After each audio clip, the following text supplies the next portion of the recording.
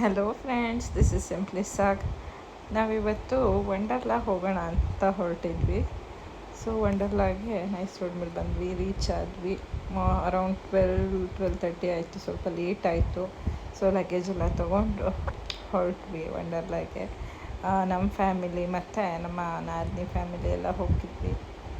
So ವಂಡರ್ಲಾಗೆ reach ಆದಮೇಲೆ ಒಂದಿಷ್ಟು photos ತಗೊಂಡೆ, ಒಂದಿಷ್ಟು ವೀಡಿಯೋಸ್ ಮಾಡಿದೆ.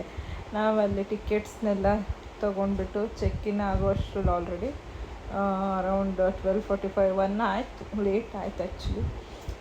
ಅದಾದಮೇಲೆ ನೋಡಿ ಇಲ್ಲೆಲ್ಲ ಎಷ್ಟು ಚೆನ್ನಾಗಿದೆ. ನಾನು ವಂಡರ್ಲಾಗೆ ಬಂದಿರಲಿಲ್ಲ, ಇದು ನನ್ನದು ಫಸ್ಟ್ ಟೈಮ್.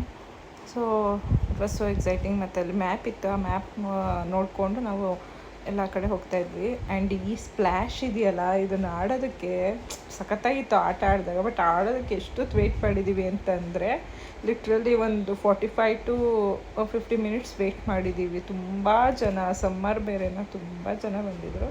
ಸೊ ಇಲ್ಲೆಲ್ಲ ಗೇಮ್ಸ್ ಇದೆ ನೋಡಿ, ಹುಕ್ಕಿ ಡಕ್ ಮತ್ತು ರಿಂಗ್ ಗೇಮ್ಸು. ಸೊ ಅದಕ್ಕೆ ನೀವು ಪೇ ಮಾಡಿ ಆಟ ಆಡಬೇಕು. ಅದಾದಮೇಲೆ ವಾಟರ್ ಗೇಮ್ಸ್ ಇತ್ತು, ಈ ಚಿಕ್ಕ ಮಕ್ಕಳು ಆಡೋ ಗೇಮ್ಸು ಅದೆಲ್ಲ ಇತ್ತು. ನಮ್ಮ ಜೊತೆ ಒಂದು 3 ಜನ ಮಕ್ಕಳಿದ್ವು.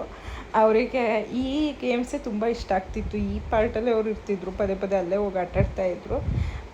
ಅದ್ರ ಜೊತೆ ದೊಡ್ಡ ದೊಡ್ಡ ಸ್ಲೈಡರ್ಸ್ನು ನಾವು ಆಡಿದ್ವಿ, ದೊಡ್ಡವ್ರನ್ನೆಲ್ಲ. ಬಟ್ ಚಿಕ್ಕವ್ರಿಗೆಲ್ಲ ಇದೇ ಚೆನ್ನಾಗಿತ್ತು ಅಂತ ಇಲ್ಲೇ ಆಟಾಡ್ತಿದ್ರು. ನೋಡಿರಿ ನನ್ನ ಅಳಿಯ ಹೇಗೆ ಆಟಾಡ್ತಾ ಇದ್ದಾನೆ. ಅವನಿನ್ನು ಚಿಕ್ಕವನು, 1.5 ವರ್ಷ, ಕೂತ್ಕೊಳ್ಳೋಕ್ಕೆ ಆಗೋದಿಲ್ಲ ನೀಟಾಗಿ ನೀರಲ್ಲೇ, ಆದರೂ ಚೆನ್ನಾಗಿ ಆಟಾಡ್ತಾಯಿದ್ದ, ಸಿಕ್ಕಾಪಟ್ಟೆ ಎಂಜಾಯ್ ಮಾಡ್ದೆ. ಆ ಮಕ್ಕಳು ಎಂಜಾಯ್ಮೆಂಟ್ ನೋಡೋಕ್ಕಾದರೂ ಹೋಗಬೇಕು ಅಂತ ಅನ್ಸುತ್ತೆ. ನೋಡಿ ಇವರಿಬ್ಬರು ಹೇಗೆ ಆಡ್ತಾಯಿದ್ದಾರೆ ಅಂತ.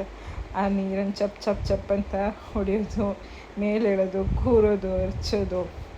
ಅದಾದಮೇಲೆ ಬರೀ ಚಿಕ್ಕವ್ರು ಅಷ್ಟೇ ಅಲ್ಲ, ದೊಡ್ಡವರು ಕೂಡ ಹಾಗೆ ಆಟಾಡ್ತಾಯಿದ್ದಾರೆ. ನೋಡಿರಿ ನಮ್ಮ ಅತ್ತೆಗೆಲ್ಲ ನೀರು ಹಚ್ತಾಯಿದ್ರು. ನಮ್ಮ ಮನೆಯವರು ಮತ್ತು ಅವ್ರ ಅಣ್ಣ ಸಿಕ್ಕಾಪಟ್ಟೆ ನೀರಲ್ಲಿ ನಾವೇನಾದ್ರು ಸಿಕ್ಬಿಟ್ವಿ ಅಂದರೆ ನಮ್ಮನ್ನು ಮುಳುಗಿಸೋ ತನಕ ಬಿಡೋದಿಲ್ಲ.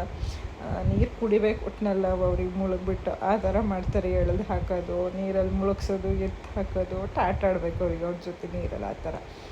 ಸೊ ಎಲ್ಲರೂ ನೀರು ಹಚ್ತಾ ಇದ್ದಾರೆ ನೋಡಿರಿ.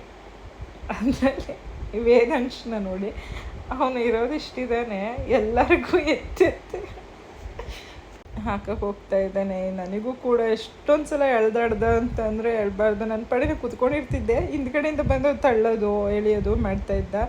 ಚೋಟಿಲ್ಲ, ಎಷ್ಟು ಆಟಾಡಿಸ್ತಾನೆ. ಅದರಲ್ಲೂ ಅವನ ತಂಗಿಗಂತೂ ಅದೆಷ್ಟು ಸಲ ಬೀಳ್ಸಿದ್ದಾನೋ. ಎತ್ತದ್ದು ನೋಡ್ರಿ ಅವ್ನು ಹೆಂಗೆ ಮಾಡ್ತಿದ್ದಾನೆ.